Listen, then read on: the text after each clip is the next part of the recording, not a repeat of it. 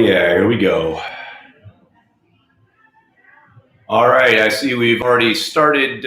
John in the comments, always good after a victory. What's up, everyone? Aaron Nagler, Cheesehead TV, coming to you live across the street from Lambeau Field. I'm playing hurt, man. My voice is shot. I just got done with the radio, but hey, man, there's football to talk about. There's Packers to talk about. We got to get on it, people. Fourth quarter was a disgrace, Harley. That may be true, but think about the victory. Think about the win. Most of all, think about the fact that you don't want to leave your hunger on the sidelines. Tackle it the right way at Festival Foods, the grocery and tailgating headquarters of the Green Bay Packers. From their fan favorite Festy burgers to must-have game day wings and the legendary towering T-bone, Festival Foods has everything you need to make your next tailgating party a touchdown. Want more mouth-watering options? Explore all of their game day worthy food at festfoods.com/tailgating. All right. Fourth quarter, yeah, it was ugly. It was awful. But the Packers won the game. Maybe winning ugly is their identity.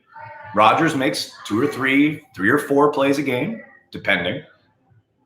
Otherwise, it's really frustrating to watch, and they don't feature Aaron Jones enough, and they still win.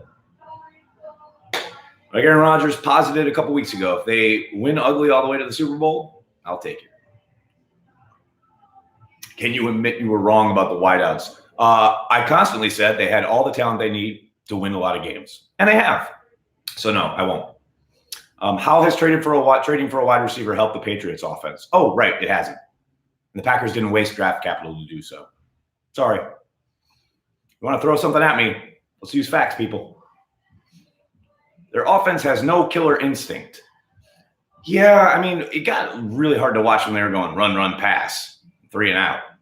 Now, you'd like to be a little bit more productive with those runs, but it's tough. David, thanks for the super chat. Positive only. That fourth down touchdown was obscene. I mean, that's one of the plays I'm talking about when I'm talking about Aaron Rodgers making a few plays a game. That's a game-changing play that he changed at the line of scrimmage. Matt LaFleur said as much after the game.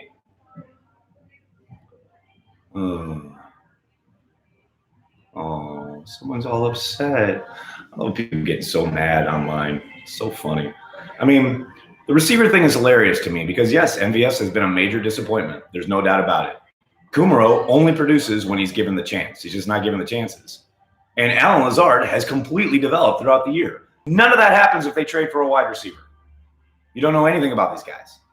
But now you know everything about these guys, and they're 11-3. And they didn't give up draft capital. That's a win for the Packers. Jesus. I'm going to keep saying it, people. You can keep bringing it up. I'll continue being right. It's all right. More Kumaro. Craig, could not agree more. All he does is make things happen.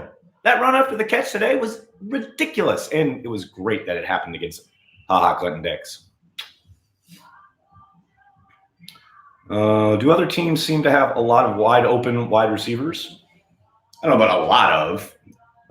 The Vikings just had a sweet one to Diggs on a deep post, though, a little while ago before I came up here. But, hey, the Packers receivers were open today. They just couldn't catch the ball. I mean, there were plenty of open opportunities, and I'm including Devontae Adams in that, who had 2 drops himself. It's not like guys weren't open. They were open. They just couldn't catch. The one TD drive we gave up was deceptive. A lot of Montravius Adams, Fackrell Gary, Shannon Sullivan, that possession. True, but I will also point out that Rashawn Gary got his first sack. It's a good thing, right? Oh, I actually thought he played a pretty good game. But to your point, yeah, they were moving it against the B team, no doubt about it. How many beers deep are you in today? Like 5, maybe. I don't. And I get too jacked up and nervous during the game to really drink much beer. MVS alligator arms, no doubt. And what's crazy about it is he's behind the defense. There's no safety coming over the top. What's the alligator arming for? Between the inability to get his feet down in San Francisco and that play right there, it's like, man, he is a mystery. Why aren't they giving Lazard Kumaro more snaps? I noticed Gmo out there a little more. I mean, Geronimo is that kind of slot guy that they like to use when they go 3 wide, but I would move Kumaro in there immediately weeks ago. But They like Gmo for whatever reason.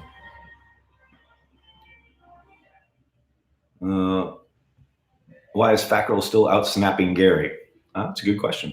Maybe I'll ask LaFleur that tomorrow. Craig, thanks for the super chat. Clark was a beast. Pay that man. Oh, man, he has really come out these last few weeks. He was absolutely on one, especially early. Now, there's no doubt that they lost a little juice in the fourth quarter there. We got some tired legs. And a lot of that is down to the fact that the offense couldn't sustain a drive. And the defense kept getting thrown out there and thrown out there. But for the most part, I thought all those guys out front, the bigs, played pretty damn well all game long. Rams are losing big time. They are indeed, Bill. They are indeed. We just KO'd the Bears' playoff hopes. Yes, they did. Why not give Aaron Jones more targets in the passing game? You're preaching to the choir here. I have no idea. I thought this would be a perfect opportunity to do so. But for whatever reason, they wanted to feature the likes of MVS on an opening shot, Geronimo Allison on crossing routes or deep ends. I have no idea. And the Jimmy Graham in the flat thing, shoot that into the moon, man. I'm done with that play.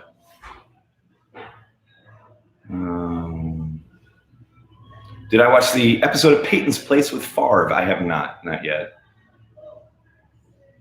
Packers will clinch a playoff spot tonight. Oh, well, if the Rams continue losing big time, yeah, they will.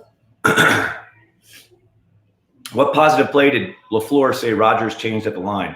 The fourth down touchdown throw. That's an adjustment that Rodgers made.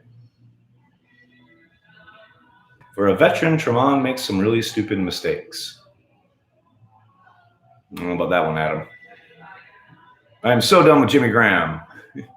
Yeah, I think a lot of people share that sentiment. Found one thing Aaron Jones is bad at, pass pro. Yeah, James, that's an old thing. He's really improved in that regard for the most part. He had a rough outing today, though. There's no question about it, especially, obviously, that third down where he got pushed back into Aaron. But he's actually very much improved that aspect of his game. He certainly had a bad day at the office when it comes to pass pro this afternoon.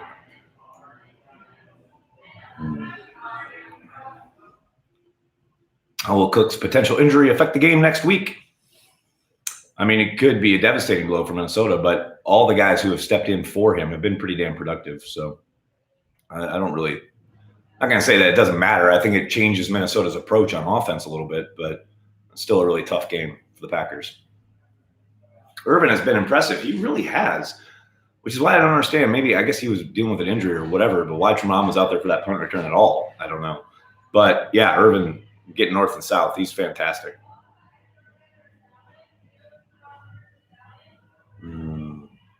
Oh, referring to the punt return, got a fair catch. Yeah, Adam, but that's one play. He thought he had it, and he made a mistake. Guys make mistakes. It happens. I mean, Aaron Rodgers made a mistake. He ran head first on 3rd and 21. That's a mistake. They make mistakes. It's a game of, adjustments, decisions, split-second timing, etc. Was that a great play? No, of course not. But to sit there and say Tremont makes all these mistakes, he made a mistake. He also had a couple of really nice pass breakups. Let's talk about that. Green Bay number 1 in the NFL at near interceptions. Matt, you ain't lying. I mean, they clearly got to move Dean Lowry to defensive back at this point. I mean, if these guys could just start holding on to some of these, Savage especially, man, he had 2 should have been big plays. Really hope Raven Green gets back on the field this season / makes the team next year. To high school and college with him. Great player and great guy. Go Pack Go. I love Raven. He's a good dude. And, yeah, I'm with you. I hope he comes back 100% because he's a really good player for the Packers. Although I did seem pretty interested in what Chandon Sullivan was doing today. He was pretty physical. I like what they got from him. Will Gutekunst's massive success in free agency this year lead to a big change in how the Packers build teams going forward? I doubt it. I think this year was a very special case because he saw how bare the cupboard was in regards to the defensive side of the ball. And he knew how poorly they had drafted at times and in places the last couple of years.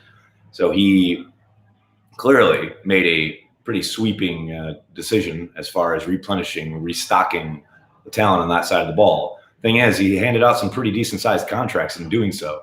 You can't go that kind of route every year.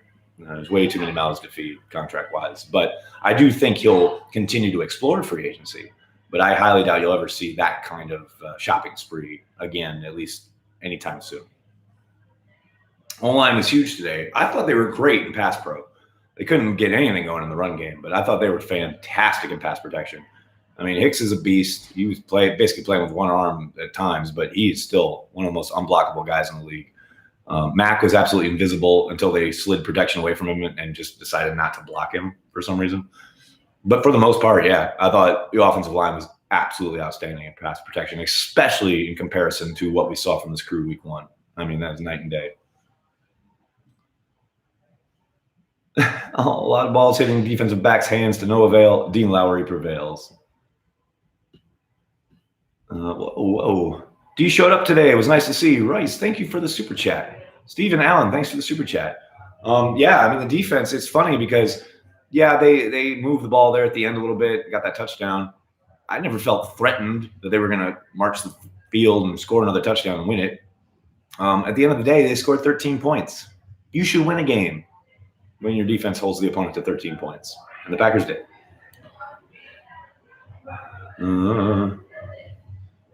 Z was quiet today. It was interesting. They were utilizing him a lot inside. And I would point to the Dean Lowry interception as a play that doesn't get put on a stat sheet and doesn't get announced or talked about on television. But he absolutely caused that interception. His quick pressure made Trubisky throw it. And Dean Lowry's there, makes the play. He's had a couple games like that this year where he didn't get on the stat sheet, but his hustle and his work up front have created opportunities for other people. But it was interesting how much A-gap work he got. They did a lot of that morphing front where they have the two guys wide and he's kind of roaming, being a roamer there between the guards and over the center. He blew some stuff up, but as you say, not a ton of production, but still affected the game in a very positive way. I've got a drinking problem after that game. Oh, that's good. I had one before it. Pick one, more Kumaro or more Vitale. Oh, it's like asking me to pick between my children. More Kumaro. Can people please stop bitching about Gary being a bust now? Daniel, never going to happen. You know that. Is Burks really worse than Blake? I have no idea, but I will say was telling that as soon as Martinez went down and Burks got in there, they ran right at Burks for like 6 yards. Just got here. Anyone bring up the Gary sack? Ben, I did. But yes, very exciting to see. I thought he had a good game. He's still some rookie stuff, some struggles at times, but for the most part, I thought he played pretty well. Please explain how Mitch was getting so many completions deep over the middle. He extended plays. He sucks people up, and then he was throwing back across, something you're never supposed to do as a quarterback. A lot of that was unconventional. No concern. No big deal. I mean, like I said, they moved the ball at times, but there was never a point where it felt like Chicago was threatening. And as a commenter earlier noted, there were a lot of substitutes there on the Packers defense when they went on their touchdown drive. So I'm not too concerned about it. What's Sternberger's role on this team? He's a rookie who hasn't played a whole lot with Aaron Rodgers and or in this offense. He's going to be brought along slowly. Anybody who expected him to come in and just start being utilized a lot, I mean, you should have been listening to Extra Cheese and Packers Daily all offseason. It is very difficult for rookie tight ends to come in and have instant impact in the NFL. The jump is so great at that position, just from the amount of stuff they're asked to do, not only in the passing game, but in the running game, in line, split out, etc. Sometimes even H-back stuff. It is such a quantum leap. And Rodgers even alluded to it a couple weeks ago when he was asked about Sternberger, and he said, I just haven't played with him, not even in practice. Because, there's only so many reps to go around, and when you're installing stuff, you're using Jimmy Graham, you're using Big Dog. He's not playing with Sternberger. So I think this is very much a redshirt year, and he's going to get his chances here and there. But for the most part, it's Jimmy Graham, Big Dog, and Tanya. That's your tight end set. And Sternberger will be utilized intermittently. If they don't win a Super Bowl this year with LaFleur, they need to fire him. Good. Preston, thanks for the super chat. Could you see Rodgers taking a pay cut for a high caliber player like Odell? Also, how far do you think winning like this will get us in the playoffs? Well, winning is winning, right? I don't care how they do it. So, I mean, it's 1 week at a time. The goal is to go 1-0, as Matt LaFleur says. I mean, we'll see how they try to attack teams, whoever they match up against in the playoffs. But when you say how far can they go in the playoffs, well, who are they playing against and where are they playing? You know, who's available, who's injured, who's not. Like, there's so many variables. It's kind of a, impossible question. But as far as Rodgers taking a pay cut, no chance. Rodgers played under a ridiculously below market deal for a very long time. He has no incentive to take a pay cut, even if it is to go get Odell. But even if they want to go get Odell, they can pay Odell. They don't need Rodgers to take a pay cut. They got the cap wizard. They got Russ Ball. They can make that happen. Kenny Clark played like a man on the cover of the game day program. He did indeed.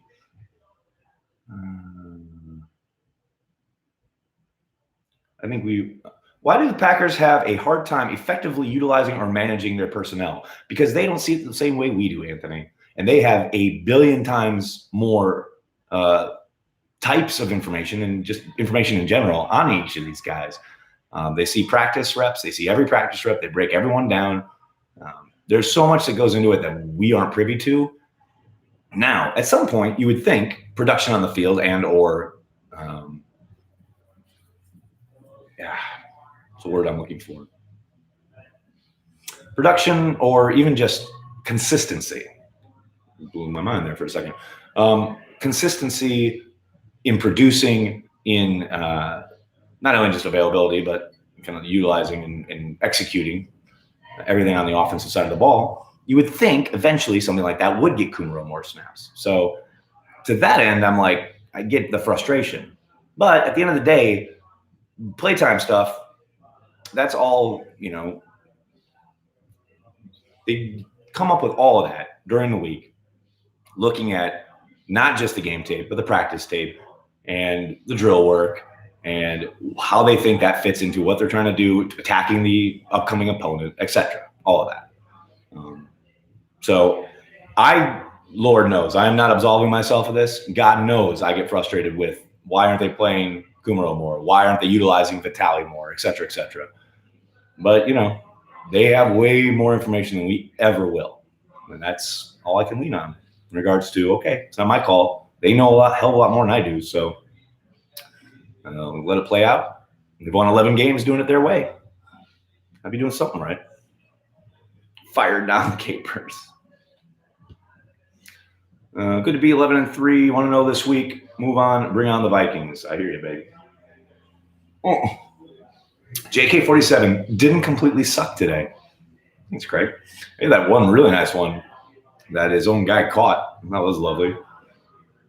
And then he had the one was kind of trying to be a coffin corner, but just got it inside the 20, but that's inside the 10. But for the most part, in these conditions, it was fucking freezing today.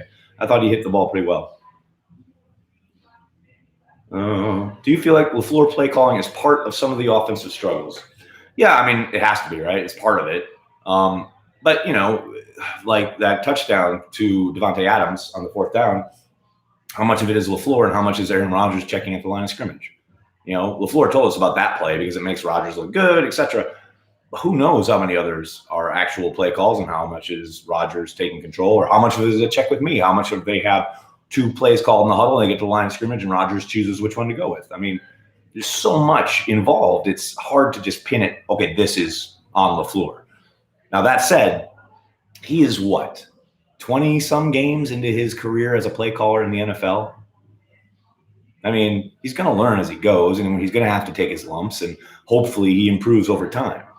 But, the fact that they're 11-3 with his offense that is completely inconsistent and sputtering, etc., yet they do tend to score enough points, especially over the last 3 weeks, to win these games. And, they do it in so many different ways. You're like, okay, I can see they're trying to work things out and trying to find a way forward, etc.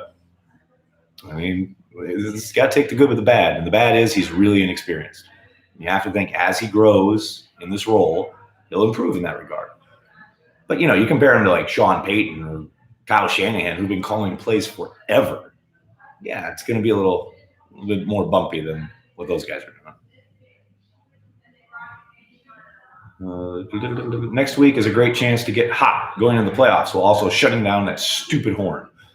I mean, I don't care about getting hot. I just want to win the game. I don't care if they win 9-3. I don't care if they win 27-2. I don't care if they win 47-22. I just want to win the game. They've never won up there. It's time to do so. Take the division. I'm all in.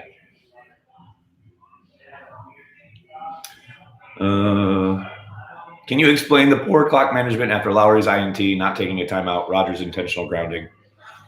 No. I wish I could. But they have all the urgency of a very tired sloth. I don't know. I got nothing for you. It drives me insane. Bears still suck. Joel, you've got it. I think that's a great place to end it. But don't leave your hunger on the sidelines. Tackle it the right way at Festival Foods, the grocery and tailgating headquarters of the Green Bay Packers. From their fan favorite Festy burgers to must-have game day wings and a legendary towering T-bone, Festival Foods has everything you need to make your next tailgating party a touchdown. Want more mouthwatering options? Explore all of their game day worthy food at festfoods.com/tailgating. That's festfoods.com/tailgating. Can't thank you guys enough for hopping on here. It's late. I need dinner and a beverage or two, or three, maybe four. Thanks so much. Please hit like, hit subscribe, tell your friends, tell your family. Cheesehead TV, we're devoted to Green Bay Packers fans worldwide. Thanks a lot, guys. I'll be back tomorrow. I'll be at LaFleur's press conference, and I'll be in the locker room, and then I'll be talking to you guys. Thanks a lot, everyone. Have a good night.